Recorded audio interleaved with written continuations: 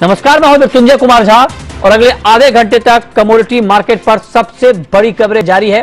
हम आपको बताएंगे कि आज हफ्ते के आखिरी कारोबारी दिन और बड़े इवेंट वाले हफ्ते के आखिरी दिन बाजार का मूड माहौल कैसा है। यह हफ्ता कमोडिटी मार्केट के लिए, खास करके बुलियन के लिए बहुत बड़ा एक्शन वाला हफ्ता रहा, लेकिन आज हफ्ते के आखिरी दिन बाजार का ये एक्शन थोड़ा रुकता हुआ दिख रहा है।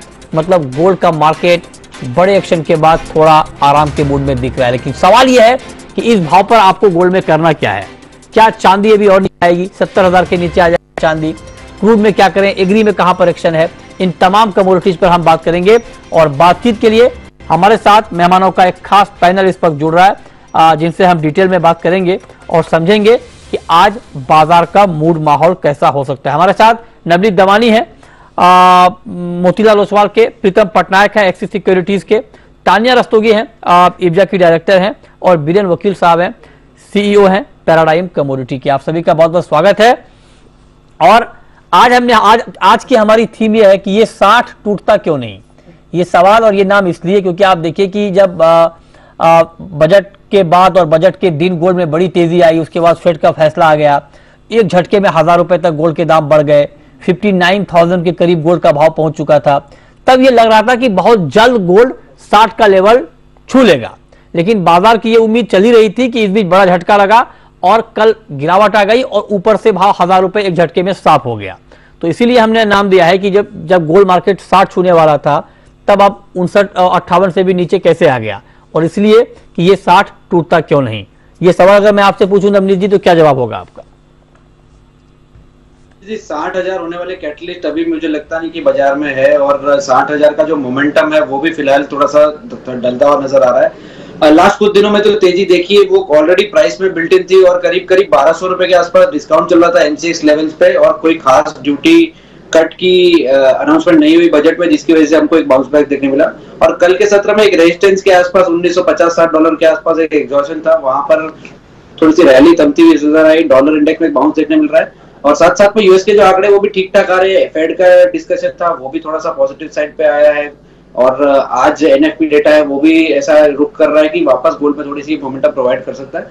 तो एक करेक्शन वारंटेड था जो हम प्राइसिंग में देख रहे हैं। बट अगर आप पूछे 60,000 का स्तर अगर फर्स्ट क्वार्टर में देखने मिल जाता है तो पूरा साल थोड़ा सा डिसअपॉइंटिंग या प्रॉफिट बुकिंग मोड में रह सकता है। तो मेरे हिसाब से we are still far away from 60,000। हमको आइडियली ये सेकंड थर्ड क्वार्टर के बाद में ये लेवल के ऊपर सस्टेनेबल बेसिस पे ट्रेड होता हुआ दिखता है गोल्ड। फिलहाल के लिए रेंज बाउंड या थोड़ा करेक्टिव मोड में जा सकता है। आप कह रहे हैं कि रेंज बाउंड और थोड़ा करेक्टिव मोड में जा सकता है, तो आप जरा बताएं पटनायक जी कि अगर मान लिया जाए कि ये गोल्ड यहाँ पर रुकेगा और ये 60 टूटता क्यों नहीं, में आप लोग कह रहे हैं कि नहीं टूटने वाला है अभी, तो करेक्शन नीचे में कहां तक देखेंगे अब? देखिए मिथुन जी, मैं ज्यादा करेक्शन नहीं देख रहा हूँ। मुझे तो ये लग रहा है कि आप एक चीज मान के चलिए, कोई भी पिक्चर में यदि क्लाइमैक्स जल्दी आ जाए ना तो पिक्चर खत्म हो जाती है। मेरे हिसाब से स्टोरी लाइन बिल्कुल ठीक चल रही है, इस हिसाब से मैं बता रहा हूँ। आप खुद देख लीजिए, इंटरेस्ट रेट हाइक्स जिस हिसाब में हम लोगों ने बोला था कि थोड़ा स्लो डाउन होगा, वैसे ही स्लो डाउन हो रहा है। इम्पैक्ट ऑन द इकोनॉमी धीरे धीरे दिखा है, तो अपने को पेशेंस लेके बैठना पड़ेगा थोड़ा इसमें। Every correction can be important too, मैं आपको बता रहा हूँ ये एक हेल्दी करेक्शन था। जो यूफोरिया पोस्ट बजट के बाद में, I don't know why it rallied so much. If you remember we had said कि थोड़ा कॉशियस लेके रहना है। आई थिंक वो यूफोरिया को डिस्काउंट कर दिया गया है अभी कंप्लीटली। तो मेरे हिसाब से यहाँ से करेक्शन आ सकता है, बट थोड़ा बहुत ही आ सकता है। मेरे हिसाब से सिग्निफिकेंट करेक्शन यहाँ से नहीं आएगा, क्योंकि मैंने जैसे बोला स्ट्रक्चरली इन्फ्लेशन कहीं ना कहीं। ओके, अच्छा सर, ये जो आप लोग बोलते हैं कि हेल्दी करेक्शन है, और ये हेल्दी मतलब ये कैसे समझा जाए कि ये हेल्दी है अनहेल्दी करेक्शन है? इसका क्या पैमाना है समझने का पटनायक जी? सी देखिए, दो चीजें हैं। आप बजट के दिन पे आपने खुद देखा कि जो भी ड्यूटी या कस्टम ड्यूटी इंक्रीज किया या एग्रीकल्चर इंक्रीज किया है, वो न्यूट्रलाइज इम्पैक्ट था। फिर भी मार्केट भाग गया था करीबन सिग्निफिकेंटली भाग गया था अपने प्राइस में उससे, वहां से। वो एक अननेचुरल मूव था। Then obviously there was rally support था फ्रॉम द इंटरनेशनल मार्केट जो था। एक्सेस जो रैली हुआ during the budget period was not factored in, उसका कोई कारण नहीं था। सिल्वर में तो फिर भी एक लॉजिकल रीजन था, बट इधर तो कोई रीजन नहीं था। तो वो जो पोर्शन जो रैली हुआ था वो कहीं ना कहीं आज के दिन पे रैशनलाइज हो गया, and now it's aligned with what is happening in the international market, and that is why मेरे को लग रहा है कि ये कॉन्फिडेंस है कि इस लेवल से हम लोग को एक्चुअली थोड़ी बहुत खरीदारी करके चलनी चाहिए यहाँ से। बाइंग करके चलनी चाहिए। अगर बाइंग करें इस लेवल पे, जरा 30 सेकंड में आप बताइए पटनायक जी को जरा लाइए स्क्रीन पे, क्योंकि पटनायक जी ने कहा कि इस लेवल पे खरीदना चाहिए गोल्ड। तो आप बताइए, अगर खरीद लें इस लेवल पे गोल्ड तो टारगेट क्या ध्यान में रखें? इसमें इस लेवल पे यदि हम लोग खरीद के चले तो पहला टारगेट रहेगा ऑब्वियसली 57,900 का, और दूसरा टारगेट रहेगा 60,200 का। ठीक है, 60,200 तक। सॉरी, 58,200 का, नॉट 60,000। अच्छा, मुझे लगा आपने हमारी थीम को आज बढ़िया जस्टिफाई कर दिया, चार्ट छोटा क्यों नहीं, आपने वापस ले लिया सर। नहीं, पहला ये छोटा छोटा पड़ा से आएगा, जैसे मैंने बोला ये मोर कन्विंसिंग मूव रहेगा। अच्छा, ठीक है। अब तान्या जी आप बताइए, मतलब आप 3-4 दिन चैनल पे नहीं आई हो, बताइए गोल्ड आपने महंगा करवा दिया बजट के बाद, कितना महंगा हो गया गोल्ड बताइए, ऑल टाइम हाई क्या करवा रही हैं आप? अब बताइए कि क्या और महंगा होगा या फिर अब थोड़ी राहत मिलेगी? I'm so sorry, आपको रिपीट करना पड़ेगा question, I can't hear it. मैं कह रहा हूँ गोल्ड आपकी अनुपस्थिति में गोल्ड बहुत महंगा हो गया, ऑल टाइम हाई पे चला गया था, अभी मार्केट थोड़ा नीचे आया, लेकिन अभी भी मार्केट काफी ऊपर के लेवल पे बना हुआ है, क्या होगा अब आगे गोल्ड में? मुझे क्लियरली क्वेश्चन नहीं सुनाई दे रहा है, बट मुझे लग रहा है आप ये पूछ रहे हैं, तो मैं अपने हिसाब से बोलती हूँ कि अभी जो कुछ हुआ ये सब एक्सपेक्टेड था। ये हम लोगों के आपके लास्ट मीटिंग पे भी बात हुई थी कि जी डोविश फेड का 0.25% बढ़ाने का ही दर एक्सपेक्टेशन है। डोविश स्टैंड थोड़ा अनएक्सपेक्टेड था, जिसका वजह से सडनली गोल्ड स्पाइक अप करा। उसके बाद जो गोल्ड गिरा वो भी बहुत ही मोमेंटरी रीजंस हैं, जैसे कि एक तो it fell too I think profit taking, दूसरा उसके अलावा जो ये unexpected Bank of England and Bank of European Bank, इन सब का जो डोविश स्टैंड भी आया, वो सब की वजह से उसने रिस्पॉन्ड किया। यूएस डॉलर एकदम से बढ़ा, US dollar also went up because of the risk aversion which came from the disappointing earnings from the giants, the Amazon and the Google and the जो भी उसकी 2-3 कंपनीज, एप्पल। तो उसकी वजह से मेरे ख्याल से अभी मोमेंटरीली डॉलर में वापस इजाफा आया है, but that will not stay for reason नहीं है उसको वहां पर रहने का, and gold has good reasons to go back up. जरूर हो सकता है कि trend reversal is not possible, but हाँ 2-3 दिन का करेक्शन जरूर आ सकता है, और मे बी कंसोलिडेशन या how much correction in my opinion आपको विद इन। अच्छा, यूएस फार्म जो डेटा एक्सपेक्टेड है वो काफी अनपॉपुलर एक्सपेक्टेड है, अच्छा नहीं एक्सपेक्टेड है, जिसकी वजह से अगर आप जनवरी में भी देखिए तो इमीडिएटली गोल्ड अप गया था। इस बार उससे भी खराब डेटा आने का एक्सपेक्टेशन है, तो गोल्ड आज की डेटा के बाद ऊपर जाना चाहिए। ओके, तो आप कह रहे हैं गोल्ड अभी और ऊपर जाएगा। अच्छा, एक बार बताइए नवनीत जी की चांदी में भी बड़ी अच्छी तेजी आई, और चांदी में तेजी की तो पक्की वजह थी क्योंकि इंपोर्ट ड्यूटी चांदी पर बढ़ गई, और इंपोर्ट ड्यूटी बढ़ने के बाद करीब करीब 2 दिन में 3,000 रुपए के आसपास की तेजी चांदी में आई थी। आज मार्केट नीचे है, और अगर कल के हाई से देखें तो ऑलमोस्ट 2,500 के आसपास की गिरावट चांदी में आ चुकी है। चांदी में भी क्या करना चाहिए नवनीत जी? जी बिल्कुल, जैसे आपने बताया कि करीब करीब 1,000 रुपए के आसपास की तेजी तो चांदी में लार्जली इंपोर्ट ड्यूटी हाइक की वजह से आई थी, और सेकेंडली 1,000 रुपए का मोमेंटम हमको एक ब्रेकआउट देखने मिला था $24 के ऊपर, जो कि 24.6 तक चांदी ले गया था कल के सत्र में, जिसका पॉजिटिव इंपैक्ट देखने मिला। हालांकि कल सारे गेंस गिव अप हो गए और आज के सत्र में करीब 70,000 के आसपास ट्रेड कर रहा है। मेरे हिसाब से बहुत ज्यादा गिरावट नहीं है चांदी में, और मोमेंटम काफी स्ट्रांग रहेगा। 69,800 69,600 के रेंज में चांदी बाय किया जा सकता है। 69,200 का आप स्टॉप लगाए, वापस आपको 70,800 71,000 तक के टारगेट देखने मिल सकते हैं। बायस थोड़ा सा चांदी में पॉजिटिव है इस गोल्ड। चांदी में आप कह रहे हैं कि तेजी बढ़ सकती है, 71,000 का टारगेट। पटनायक जी, आपका टारगेट आज के लिए चांदी में? मेरा टारगेट हम लोगों ने भी बाय कॉल लिए है, हमारा टारगेट 70,700 का है। 700, 300 रुपए क्यों पीछे रह गए आप नवनीत जी से? टेक्निकली बात कर रहा हूँ आज। चलिए ठीक है, 300 रुपए पीछे, लेकिन आप कह रहे हैं कि टेक्निकल चार्ट पे आपको 70-700 ही दिख रहा है। अच्छा तान्या जी, चांदी में क्या होगा? आप तो कह रही हैं गोल्ड सस्ता नहीं होगा, चांदी करवा दीजिए मैम एटलीस्ट, कम से कम गोल्ड नहीं तो सिल्वर ही सही।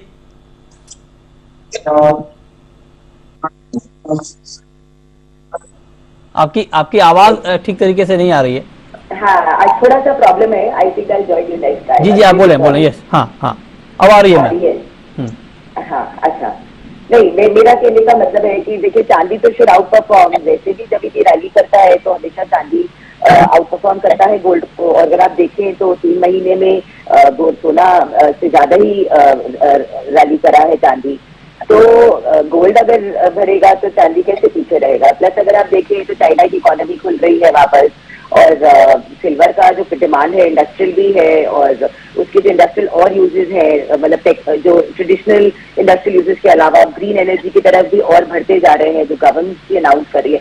तो सिल्वर इंडस्ट्रियल भी डिमांड है, और मेटालिक डिमांड भी अपने आप यूजली आउट परफॉर्म करती है because of the price bracket. तो चांदी कैसे नीचे जाता है आपके हिसाब से? हाँ, एक I think by today, by the end of today और tomorrow, I think silver and gold both should show a little bit of, not it should be range bound, not much, पर थोड़ा बहुत दिखाना चाहिए आपको। ठीक है, बहुत शुक्रिया तान्या जी आपका हमारे साथ जुड़ने के लिए, बुलियन पर अपना व्यू देने के लिए। अब बात क्रूड की, कच्चे तेल की।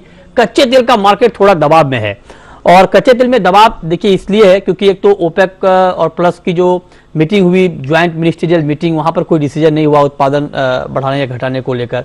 दूसरा ये कि यूएस में जो क्रूड का स्टॉक है वो 20 महीने के हाई पे है।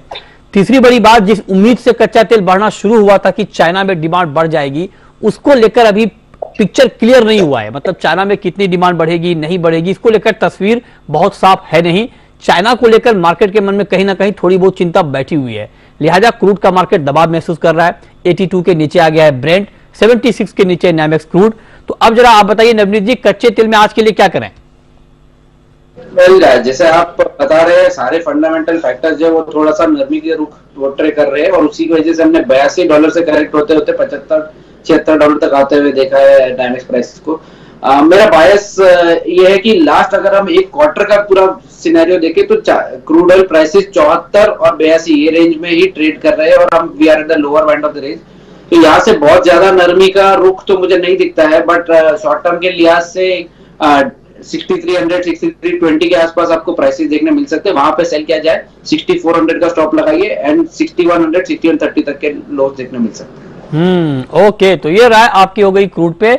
6100 का टारगेट, 6400 का स्टॉप लॉस, 6310 पर बिकवाली की राय। बिल्कुल संक्षेप में पटनायक जी, नेचुरल गैस में 3.5% के आसपास की गिरावट है, वहां क्या करें? मेरे को लगता है नेचुरल गैस यदि 200 का लेवल तोड़ता है तो वापस सेल करके चलिए, स्टॉप लॉस लगाइए 205 का।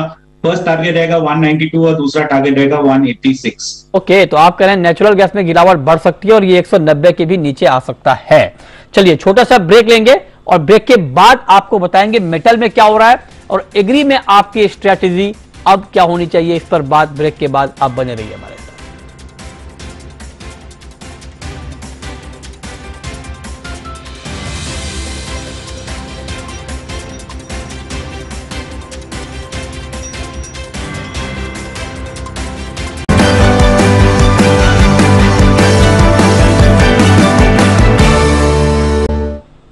ब्रेक के बाद भी आपका स्वागत है। नवनीत जी, संक्षेप में मेटल में आपकी टॉप पिक सर आज के लिए? वेल, मेटल कॉम्प्लेक्स में मुझे लग रहा है कि एल्यूमिनियम काफी रेजिलियंस दिखा रहा है बाकी कंपैरेटिवली सारे मेटल से, और बाय ऑन डिप की रणनीति रखनी चाहिए। 224 के आसपास मिले तो एल्यूमिनियम बाय किया जा सकता है। 221 का स्टॉप आ गया, 229 230 तक के टारगेट देखने मिल सकते हैं। कॉपर में क्या करें प्रथम पटनायक जी? कॉपर मुझको लगता है 778 का लेवल आता है तो हम लोग खरीद के चल सकते हैं। एक स्टॉप लॉस जरूर लगाइए 774, और टारगेट प्राइस आपका रहेगा 783। ओके, 783 के टारगेट के लिए आप कह रहे हैं कॉपर में ट्रेड करना चाहिए। चलिए अब बात करते हैं एग्री मार्केट की, और एग्री पर बात करने के लिए हमारे साथ हैं बीरेन वकील, पैराडाइम कमोडिटी के सीईओ। बीरेन जी, बहुत बहुत स्वागत है आपका। पहला सवाल आपसे ग्वार के ऊपर सर, ग्वार का मार्केट बढ़ा तो है लेकिन एक दिन की तेजी के बाद मार्केट रेंज में आ गया है और एक्शन आज कम है। कल भी ऊपर नीचे होते हुए फाइनली तेजी के साथ मार्केट बंद हुआ, लेकिन मतलब कोई बड़ी रफ्तार अभी दिख नहीं रही है। तो ग्वार का आउटलुक है क्या? ग्वार का आउटलुक कमोडिटी में इसको हाई बीटा कहेंगे, और रिस्क ऑन एसेट मीन समझोगे शेयर बाजार अप ग्वार अप, शेयर बाजार डाउन ग्वार डाउन, इसी तरह कुछ इसकी मूवमेंट रहेगी। इसका दायरा जो है, तो मैंने लास्ट वीक में शायद कहा था कि 5500-6200 के बीच उसका दायरा रहना चाहिए, या तो 764 ये रहना चाहिए। बट फसल मजबूत हाथों में है, और चाइना रीओपनिंग जिस हिसाब से हुआ है तो आगे जाके शायद हमें मार्च अप्रैल में इसका 6300 6500 तक देखेंगे। जहाँ तक बॉटम का सवाल है तो 5600-5700 काफी स्ट्रॉन्ग सपोर्ट है। तो बॉटम बन चुका है सर 5600-5700 का? हाँ, बॉटम तो इनफैक्ट दिवाली पे 4800 पे ही बन चुका है। हाँ, तो मतलब आप ये कह रहे हैं कि यहाँ से आगे 6300 6500 का लेवल हम मार्च में देख लेंगे? हाँ। ओके, और गम में सर?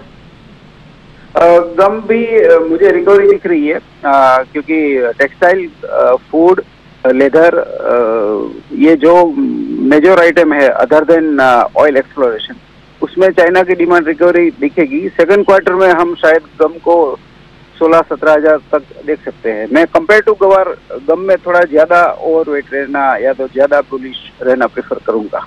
अच्छा, ओके, एक सवाल मेरा आपसे होगा जीरे के ऊपर। जीरा आज भी तेज है और लगातार बढ़ ही रहा है, तो जीरे में क्या होगा सर आगे?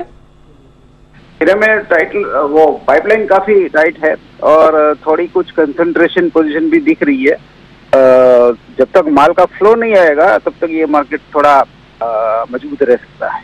ओके, चलिए, बहुत शुक्रिया बीरेन जी आपका, पटनायक जी आपका और नवनीत जी आपका हमारे साथ जुड़ने के लिए और ओवरऑल कमोडिटी मार्केट पर बात करने के लिए। छोटा सा ब्रेक होगा और ब्रेक के बाद भी खबरें जारी हैं। नमस्कार।